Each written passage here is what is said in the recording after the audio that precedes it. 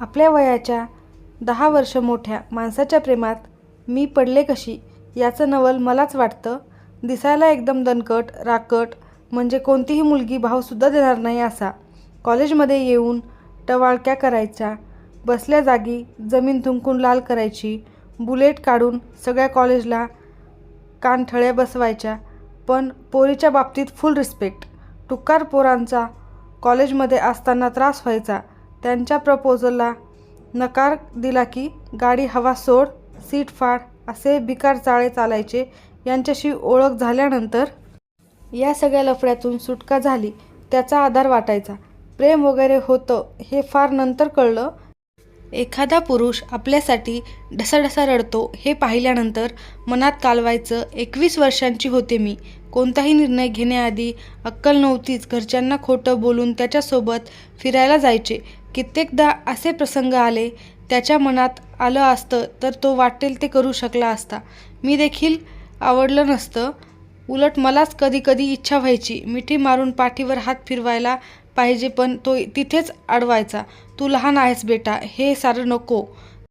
त्याचं लग्न झालं, पण मला त्याची लागलेली सवय काही सुटत नव्हती. वाटायचं कशाला त्याच्या संसारात ढवळाढवळ करायची. कितीही प्रयत्न केला तरी राहावायचं नाही.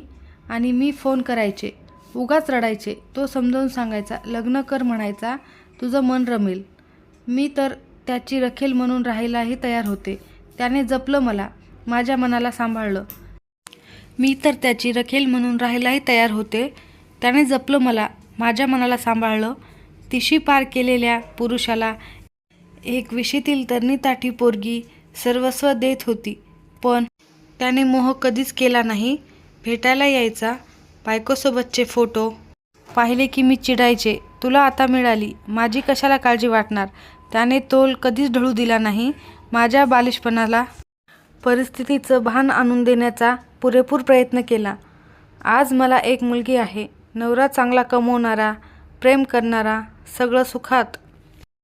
कॉलेजचा विषय निघाला की आठवण येते त्याची. फेसबुकवरून कॉन्टॅक्ट देखील केला मी. भेटायला येशील का विचारलं.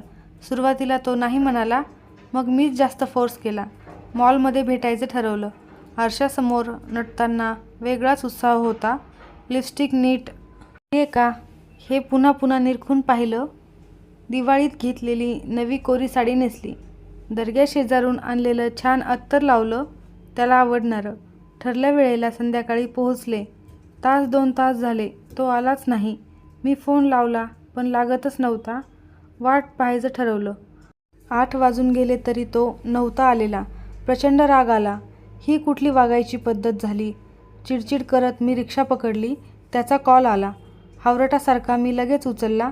छान दिसत होतीस, सुंदर अगदी. बऱ्याच दिवसांनी पाहिलं तुला. तुझी मुलगी अगदी तुझ्यावर गेली आहे. फेसबुकवर पाहिलं मी. काही आठवणी आठवणीतच चांगल्या असतात बेटा. त्यांना फुलासारखं जपायचं. तुला आज पाहिल्यानंतर ते सगळे दिवस आठवले. किती बदल झालाय तुझ्यात. मला मोह नसता आवरला म्हणून समोर नाही आलो. स्वतःला असंच जप. काळजी घे तुझी आणि घरच्यांची सुद्धा. फोन कट झाला. पुन्हा लागणार नाही याची खात्री होती. आजही तोच जिंकला. मी अजूनही लहानच आहे, बालिश, पोरकट. तो मैदानात उतरलाच नाही.